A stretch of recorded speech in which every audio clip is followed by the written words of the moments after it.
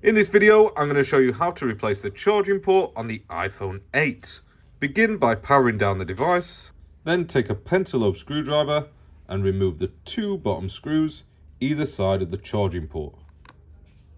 Just a very quick side note, I will be using one of these little magnetic mats just to store the screws on, and what I usually do is just like they'll go on the bottom because that's where I remove the bottom screws from, and then I'll lay everything out in the order that it comes out. Just a quick note. To remove the screen, we're going to take a single-sided razor blade and we're going to create a gap in between the edge of the screen and the edge of the chassis, and then we're going to sort of pry upwards like that just to make a larger gap which will be big enough just to fit the plastic guitar pick into. And then we're just going to hold that a couple of millimeters into the edge of the device and slide it around the right hand edge, bottom edge and the left hand edge finally. There's no need to worry about this top edge because we're going to lift the screen from the bottom like that, wiggle it from side to side, and then it opens up like opening a book from the back cover. It'll help to free up a hand by just leaning a sturdy object like a mug behind the screen like that. And now that we're into the device, we can remove the 4 screws holding down this shield here, albeit in my case one of those is missing. Then I'll remove that shield using some tweezers. Now we're going to isolate power from the device by disconnecting this little connector here using a plastic opening pick, and then we can disconnect the screen by loosening this flex cable as well as this flex cable. Don't try and remove the screen yet because it's still held down up at the top, and we're going to use the crosshead screwdriver again to remove the 3 screws that hold down this shield at the top. Just note that these screws are never ever magnetic, so even after you've removed them, they probably won't stick to your screwdriver, and you might need to use the tweezers to help you remove them from the phone.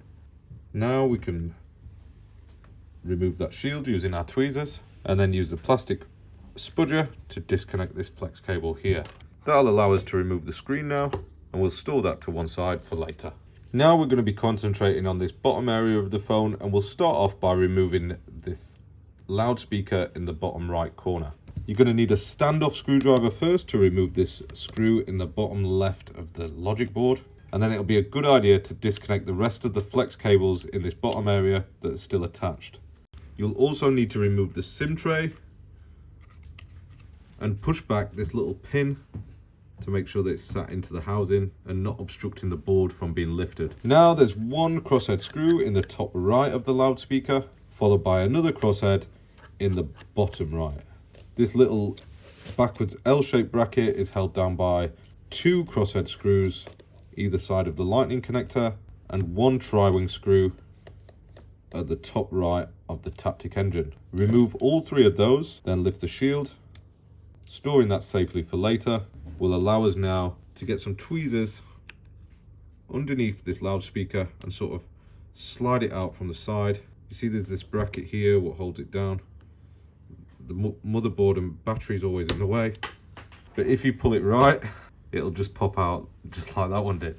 We'll store the loudspeaker for later and concentrate on removing the Taptic engine now. That's held down by 1 crosshead screw over on the left side of it, and there's another standoff screw just here on the right.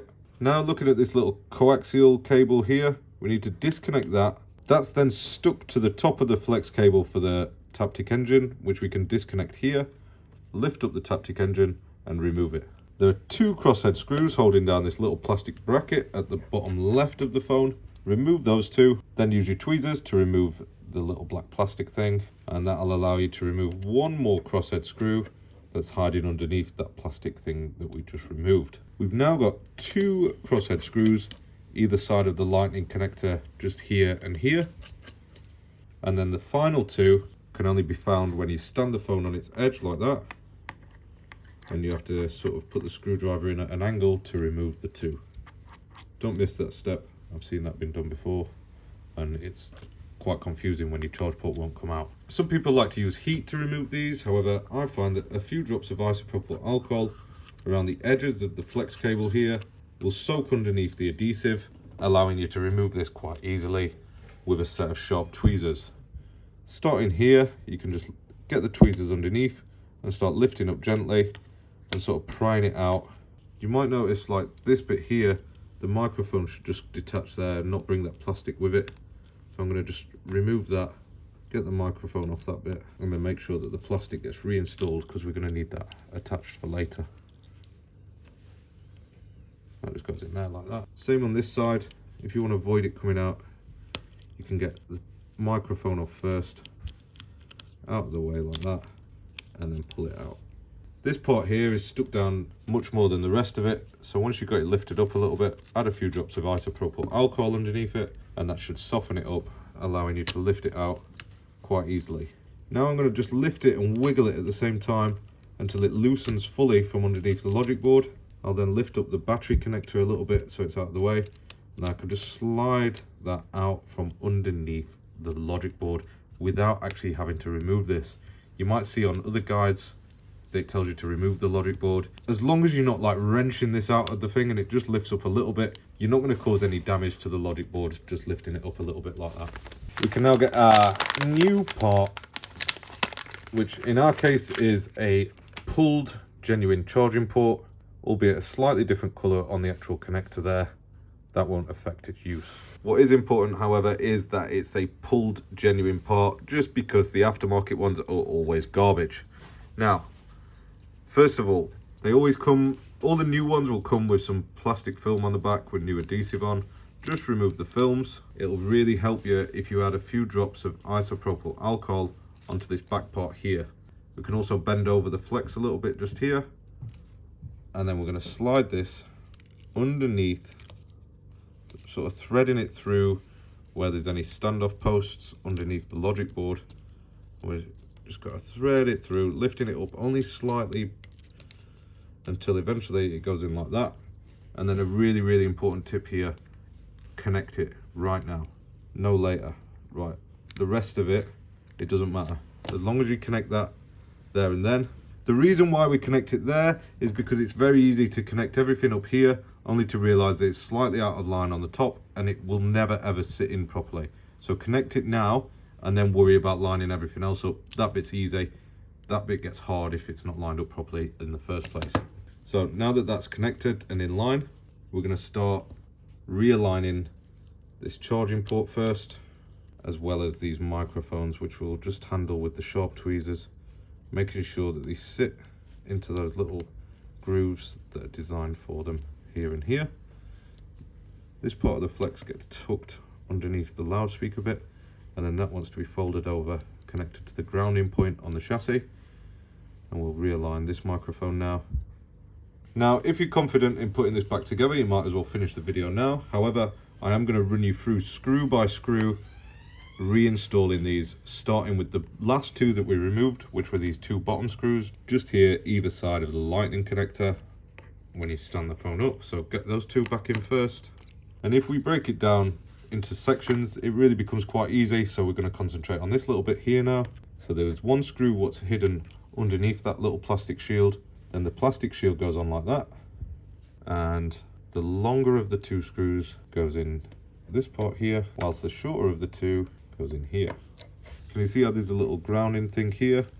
Make sure that that sits. We're going to get the Taptic engine installed now. There's a little grounding point here. Make sure that this part of the Taptic engine sits underneath that, so it's not getting crushed. That can go on top like that. And there's one crosshead screw that holds down the Taptic engine on the left, and a standoff screw on the right hand side just here. For this little cable, we'll line it up with the spudger. Once it's in line, we'll apply a little bit of pressure to make sure that it sits in place, and it'll sort of click and not be able to move once you've got it connected. Same with this little coaxial cable. These can always be awkward, but hopefully if you've lined this up first, it shouldn't be too much of a problem to get this lined up. The same again, you shouldn't be able to nudge it around too much once it is connected. We've got two crosshead screws either side of the lightning connector now on these lower of the two screws. And now finally, we've got the loudspeaker to reinstall. This is always way easier to get in than it is to get out, because you can just sort of put it underneath the motherboard first and then bring it back in on itself like that. And then if you remembered this bit, give yourself a pat on the back, because we've got one crosshead screw in the bottom right, another one on the top right of the loudspeaker. Reconnect this coaxial or antenna flex cable here. Lay down that part. I'll straighten it out a bit as well because it looks like it got a bit bent. And then I'll reconnect it onto the logic board as well. This is like the antenna cable, so make sure that it gets reconnected. You might find if this cable's damaged, you will have issues with connectivity. So just make sure that it reconnects as well. It can sometimes be a bit awkward, or it can be a bit springy to get out, or to get back in, sorry. Now we've got this little backwards L-shaped shield. 2 crosshead screws again. These are slightly longer, but either side of the charging connector. And then weirdly, I'm not sure why, but there's a tri-wing screw here. When I mean I'm not sure why, I mean that the rest are crosshead screws and this one's a tri-wing screw. And then the last one in this sort of section is this standoff screw holding down the motherboard. Reinstall the SIM tray now, the connector up the top for the wireless charging coil. And then whoever's been here before and installed this Panther Force battery didn't install a replacement dust and moisture resistant seal, so there's not an old one to remove.